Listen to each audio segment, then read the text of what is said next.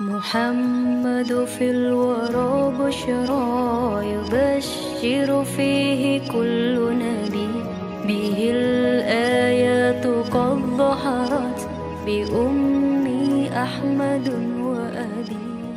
بسم الله الرحمن الرحيم. السلام عليكم ورحمة الله وبركاته. الحمد لله رب العالمين، له النعمة وله الفضل وله الثناء الحسن. صلوات الله البر الرحيم والملائكة المقربين على سيدنا محمد أشرف المرسلين وعلى آله وأصحابه الطيبين الطاهرين. أما بعد. Salaman ya Rasulullah.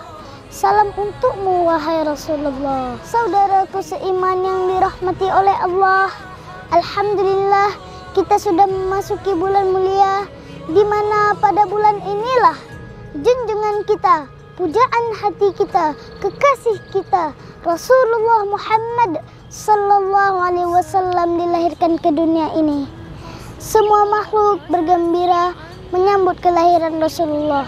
Hanya iblislah yang bersedih ketika Rasulullah dilahirkan. Dia tidak bergembira Rasulullah hadir ke dunia ini. Jika ada manusia yang tidak bergembira dengan perayaan Maulid Nabi, maka dia sudah mengikuti jejak syaitan. Mereka adalah golongan mujassimah, musyabbihah, wahabiyah yang menyerupakan Allah dengan makhluknya. Wal'ayyadzu billah. Apabila ada yang bertanya kepada kita, mengapa kalian merayakan Maulid Nabi? Maka jawablah dengan tegas dan lantang. Kami merayakan Maulid Nabi karena kami mencintai Nabi kami. Perayaan Maulid adalah bukti cinta kami kepada Nabi kami Muhammad sallallahu alaihi wasallam. Bagaimana tidak? Beliaulah yang kelak dapat menolong kita di akhirat. Beliaulah yang akan memberi syafaat kepada kita kelak di mahsyar, di mana pada saat itu semua orang hanya memikirkan dirinya sendiri. Semua berkata nafsi, nafsi. Namun Rasulullah berkata ummati, ummati, ummati. Masya Allah, betapa cintanya beliau kepada kita sebagai umatnya. Dikisahkan pernah suatu hari Rasulullah Muhammad SAW pernah menangis. Lalu ditanya oleh para sahabat, "Wahai Rasulullah, apa gerangan yang membuat engkau menangis?" Rasulullah menjawab, "Saya sangat merindukan ahbabi." Kemudian sahabat bertanya lagi, "Bukankah kami ini ahbabuka wahai Rasulullah?" Rasulullah menjawab, "Kalian ashabi, sedangkan ahbabi adalah mereka yang datang setelahku, beriman kepadaku, namun mereka belum pernah melihatku." Masya Allah. Tahukah kalian siapa itu gerangan yang disebut oleh Rasulullah sebagai ahbabi yang sangat beliau rindukan itu? Kitalah yang dimaksudkan itu. Kita datang setelah Rasulullah wafat, kita beriman kepada Rasulullah, namun kita belum pernah melihat Rasulullah. Betapa Rasulullah sangat rindu kepada kita. Tidakkah kita rindu kepada Rasulullah? Tidakkah kita rindu kepada Nabi kita? Ya, pastilah kita rindu kepada Rasulullah, ingin bertemu dengannya. Walau hanya dalam mimpi, kita sangat mengharapkannya itu. Semoga Allah anugerahi kita bisa melihat wajah tampan Rasulullah dalam setiap tidur kita. Amin. Saudaraku seiman, bagaimana kita tidak mencintai Rasulullah? Beliaulah yang telah ajarkan kepada kita akidah yang benar, mengajari cara mengenal Allah. Allah adalah Tuhan satu-satunya yang berhak disembah. Tiada sekutu baginya, tiada awalan dan tiada akhiran. Allah tidak serupa dengan makhluknya. Pencipta segala sesuatu tidak butuh kepada makhluknya. Allah ada tanpa tempat dan tanpa arah. Beliaulah yang telah memperkenalkan Islam kepada kita. Berkat jasa beliaulah Islam jaya sampai detik ini hingga hari kiamat nanti.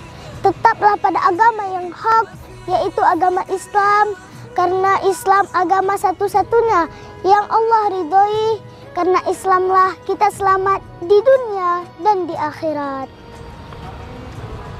Saudaraku seiman, dulu ada sahabat yang bernama Qaqqa al-Ausi ditanya oleh seseorang tentang surga.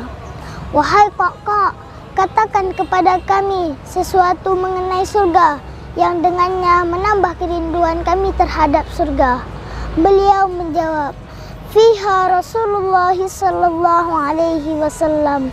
Di dalam surga itu ada Rasulullah Muhammad sallallahu alaihi wasallam. Masya Allah. Nah, tidakkah Anda ingin bertemu dengan kekasih hati Rasulullah? Ya, pasti kita ingin bertemu dengan beliau, ingin bertemu dengan Rasulullah. Saudaraku, kunci agar bisa bertemu dengan Rasulullah adalah masuk ke surga. Dan syarat masuk ke surga adalah iman yang benar. Jadi, mari kita pupuk iman kita dengan ketaatan kepada Allah dan melakukan amal ibadah sebanyak-banyaknya dan menjauhi kemaksiatan. Rasulullah Muhammad sallallahu alaihi wasallam bersabda, "Al-qaisu man dana nafsahu wa amila lima ba'dal mauti." Yang maknanya orang yang cerdas adalah orang yang mampu menahan hawa nafsunya dan beramal untuk bekal setelah kematiannya nanti. Dan semua amal ibadah yang kita lakukan haruslah didasari dengan ilmu agama yang benar. Karena tanpa ilmu agama yang benar, semua amal ibadah kita akan tertolak. Maka dari itu, jangan pernah bosan untuk belajar ilmu agama. Teruslah belajar selagi ruh masih dikandung badan. Jangan sia-siakan kesempatan untuk belajar ilmu agama, karena kesempatan yang sudah terlewati tak akan bisa kembali.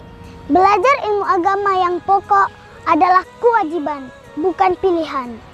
Rasulullah Muhammad sallallahu alaihi wasallam bersabda, "Talabul ilmi fariidatun ala kulli muslim."